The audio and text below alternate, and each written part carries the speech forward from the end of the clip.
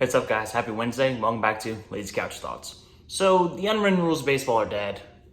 Yes! Rest in peace, not really. We hate the unwritten rules of baseball. Obviously, there are some good ones, but let's be honest here. They're unwritten for a reason, because they stink. They stink out loud. Now, if you don't know what I'm referring to, go check out the Chicago White Sox-Minnesota Twins game from this previous Monday night. The Chicago White Sox were up big. They're up like 15-4 in the 8th or 9th inning. It was late in the game, and the Twins had a position player on the mound. We'll get to that. The position player throws a 45-mile-per-hour pitch that Yermin Mercedes on a 3-0 count hits out of the park, and everyone lost their damn minds. Oh, you gotta respect the game. Oh, you can't swing there 3-0. You're up by 11. You can't do that. I don't know what it sounds like that, but that's what it sounds like. Like you can't swing there. You're up by 11. You can't swing 3-0. I have a few points.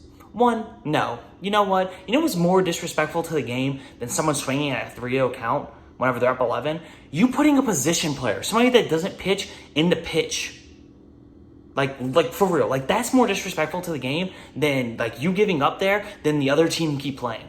Because guess what, bro? It's baseball. At the end of the day, there's no clock, there's no mercy rules. It's you sit there and you keep throwing that ball over the plate until you get me out or I get myself out. And that's how baseball's played. That's what baseball has always been played, and that's what's beautiful about it because it works the same way. You can't run out the clock. You still have to throw the ball over the heart of the plate and give the man across from you a chance to come back and win. That's baseball. You know what, though? You know what's the stupidest part about all this? People are so mad at Mercedes about doing this, including his own manager, Tony La Russa, who sucks. You know what's more disrespectful than swinging 3-0 when you're up 11, Tony La Russa? As you said in your press conference today, Tuesday, the recording this on Tuesday, getting a DUI, driving drunk, that's way worse than swinging 3-0 in my opinion. Like, what are we doing here, Tony La Russa? Throwing your guy directly under the bus? Like, have your dude's back. Like, what are we doing? And then he later specifies, oh, no. I'm not mad that he swung. I'm mad he missed a take sign. Like, okay, no. You're trying to save face a little bit here.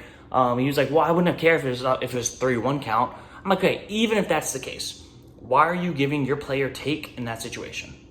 Trevor Plouffe made a great point. He said, hey, you know what? As a player, as a former player, that's not what we used to do. We're talking about a guy who, by the way, batted 4-hole in games where he was protecting Joe Mauer in his prime. Like, Trevor Plouffe, he could play. Like, he has a very respected voice in the baseball community as not only as a coach now, but also as an analyst and just got a Twitter personality at this point. And this guy said, no, that's not what happens. Like, in baseball, when a position player's on the mound, everybody's like, yo, get up there and swing the first pitch and, like, let's go home. Because, like, at that point, you're up 12. The other team gave up. Like, you're ready to just go home and get your win and just be done with it. Like, you want to go. So everybody's like, no, swing the bat. Do not see extra pitches. Like, we are ready to go home. You know why? Because to get out, you have to put the ball in play or you have to see 3 pitches right down the middle and just go sit down. But what did you expect Yermin Mercedes to do there? Did you expect him to sit there with the bat on his shoulder the entire at-bat until he got struck out? That's ridiculous.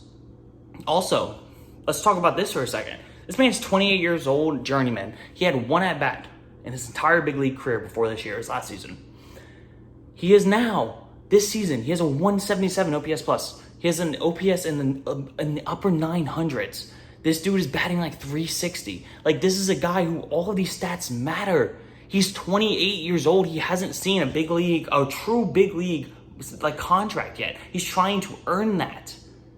He needs this.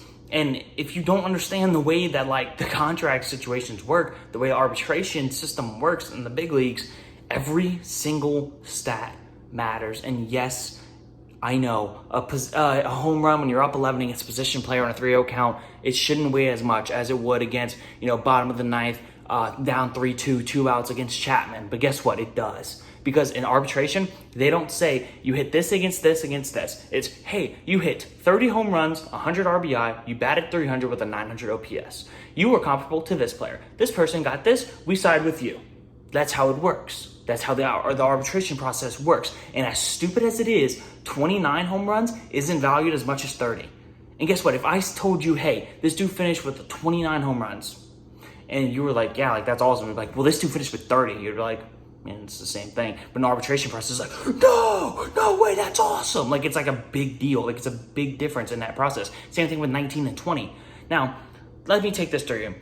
Like, let's talk about this for a second. Say Yermin sits there, gets a bat on his shoulder, strikes out. Home run never happens. Let's say he finishes the year with 29 homers. He bats .298 with a .897 OPS.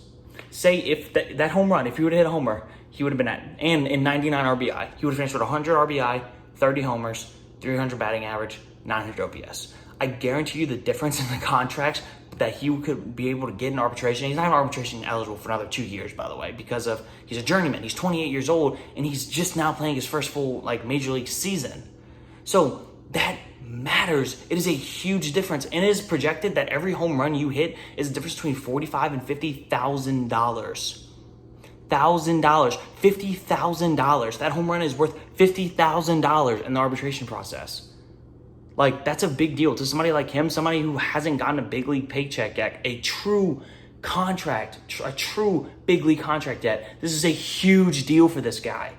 I can't express this enough. Tony La Russa, you're a clown. Anyone who's against this, you're a clown. Be happy for this dude. And you know what? It is so much more disrespectful to throw somebody out there and be like, yeah, this guy doesn't pitch. Just go up there and just throw slop jalop and let's just, I don't know, just let him run it up. I don't care.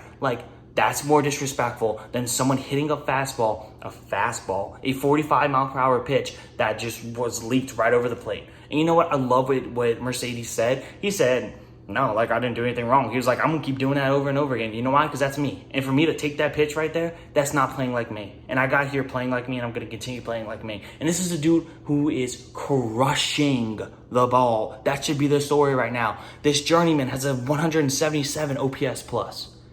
This dude who no one knew of coming into the season. Let's be honest here. The national baseball media didn't know who he was until he started off the season 12 for 12.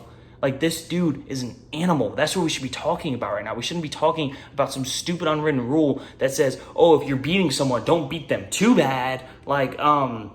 Okay, so what do you want us to do? Do you want us to kneel out the clock here? Because there is none of that. To kneel out the clock in that sense, you would have to sit up there, go up there without a bat, takes 3 strikes in a row, and then you get out. It lowers your batting average, it lowers your OPS, it lowers your on-base percentage, it lowers your slugging, it lowers every single possible stat.